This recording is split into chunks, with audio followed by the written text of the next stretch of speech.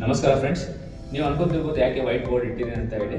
ಯಾಕೆ ಇಟ್ಟಿದ್ದೀನಿ ಅಂತ ಹೇಳಿದ್ರೆ, ಇವತ್ತು ನಾನು ನಿಮಗೆ ಫಾಸ್ಟ್ ಡೈಜೆಸ್ಟಿಂಗ್ ಫುಡ್ಸ್ ಬಗ್ಗೆ ಹೇಳ್ತೀನಿ. ಅದರ ಟೈಮ್ ಎಷ್ಟು ತಗೊಳುತ್ತೆ ಡೈಜೆಸ್ಟ್ ಆಗೋಕ್ಕೆ, ಅದರ ಟೈಮ್ ಎಲ್ಲ ಹೇಳ್ತೀನಿ. ಸೊ ಒಂದು 6 ಫುಡ್ಸ್ನ ಲಿಸ್ಟ್ ಮಾಡಿದ್ದೀನಿ. ಯಾಕಂತ ಹೇಳಿದ್ರೆ ಇದು ರೆಗ್ಯುಲರ್ ಬೇಸಿಸ್ ಮೇಲೆ ನೀವು ನಿಮ್ಮ ಲೈಫಲ್ಲಿ ಕನ್ಸ್ಯೂಮ್ ಮಾಡ್ತೀರಾ. ಹಾಗಾಗಿ ಫಸ್ಟ್ ಬಂದ್ಬಿಟ್ಟು ನಿಮಗೆ ಓಟ್ಸ್ ಇರಲಿ, ಕಾರ್ನ್ಫ್ಲೆಕ್ಸ್ ಇರಲಿ ಮತ್ತು ಮುಸ್ಲಿ ಇರಲಿ, ಅದು ನಿಮಗೆ ಬೇಗ ಡೈಜೆಸ್ಟ್ ಆಗುತ್ತೆ. ಒಂದು 1.5 ಅವರಲ್ಲಿ ನಿಮಗೆ ಡೈಜೆಸ್ಟ್ ಆಗುತ್ತೆ.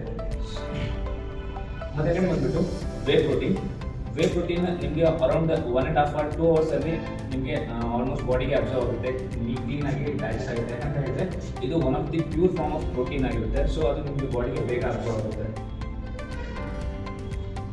ಮತ್ತೆ ಥರ್ಡ್ ಬಂದ್ಬಿಟ್ಟು ಕಿಡ್ನಿ ಬೀನ್ಸ್ ಇರಲಿ, ದಾಲ್ ಇರಲಿ, ಸೋಯಾ ಇರಲಿ, ಇದೆಲ್ಲ ನಿಮಗೆ 2.5 hours 2 to 2.5 hours ಟೈಮ್ ತಗೊಳುತ್ತೆ ಡೈಜೆಸ್ಟ್ ಆಗೋದಕ್ಕೆ ಬಾಡಿಯಲ್ಲಿ. ಮತ್ತೆ ಫೋರ್ತ್ ಒನ್ ಬಂದ್ಬಿಟ್ಟು ಎಗ್ ವೈಟ್. 5 ಎಗ್ ವೈಟ್ ನೀವು ಕನ್ಸ್ಯೂಮ್ ಮಾಡಿದರೆ ಅದು ನಿಮ್ಮ ಬಾಡಿಯಲ್ಲಿ 2.5 hours 3 hours ಟೈಮ್ ತಗೊಳುತ್ತೆ ಬಾಡಿಯಲ್ಲಿ ಡೈಜೆಸ್ಟ್ ಆಗೋದಕ್ಕೆ.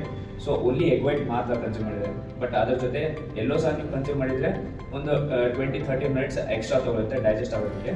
ಸೊ ಇದು one of the best protein source. ಇದು ಎಲ್ಲರೂ ಡೈಲಿ ಬೇಸಿಸ್ ಮೇಲೆ ಕನ್ಸ್ಯೂಮ್ ಮಾಡ್ತೀರಾ. ಸೊ ಇದು ನಿಮಗೆ ಗೊತ್ತಿರಬೇಕು. ಸೊ ಭಾಳ ಇಂಪಾರ್ಟೆಂಟ್. ಮತ್ತು ಫಿಫ್ತ್ ಒನ್ ಬಂದ್ಬಿಟ್ಟು 250 grams of chicken. 250 grams chicken ನೀವು ಕನ್ಸ್ಯೂಮ್ ಮಾಡಿದರೆ ನಿಮಗೆ ಅರೌಂಡ್ 3.5 hours ಟೈಮ್ ತಗೊಳುತ್ತೆ. ಅದು ನಿಮ್ಮ ಬಾಡಿಗೆ ಕಂಪ್ಲೀಟಾಗಿ ಡೈಜೆಸ್ಟ್ ಆಗುತ್ತೆ. ಇದು ಒಂದು ಭಾಳ ಜನ ರೆಗ್ಯುಲರ್ ಬೇಸಿಸ್ ಮೇಲೆ ಡೈಲಿ ಕನ್ಸ್ಯೂಮ್ ಮಾಡ್ತೀರಾ. ಸೊ ನಿಮಗೆ ಗೊತ್ತಾಗಬೇಕು, ಇದರ ಟೈಮ್ ಗೊತ್ತಿರಬೇಕು, ನಿಮಗೆ ಎಷ್ಟು ಅವರ್ಸ್ ಟೈಮ್ ತಗೊಳುತ್ತೆ ಡೈಜೆಸ್ಟ್ ಆಗೋದಕ್ಕೆ ಅಂತ ಹೇಳಿ. ಮತ್ತು ಲಾಸ್ಟ್ ಒನ್ ಪನ್ನೀರ್. ಇದು one of the best veg protein source.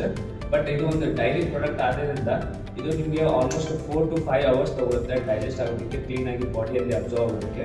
So ಇದು ನೀವು ಭಾಳ ವೆಜಿಟೇರಿಯನ್ ಯಾರು ಇರ್ತಾರೆ ಅವರಿಗೆ ಭಾಳ ಹೆಲ್ಪ್ಫುಲ್ ಆಗುತ್ತೆ. ಯಾಕಂದರೆ 4 to 5 hours ಟೈಮ್ ತಗೊಳ್ತಿದ್ದು ನಿಮ್ಮ ಬಾಡಿಯಲ್ಲಿ ಅಬ್ಸರ್ವ್ ಆಗೋದಕ್ಕೆ.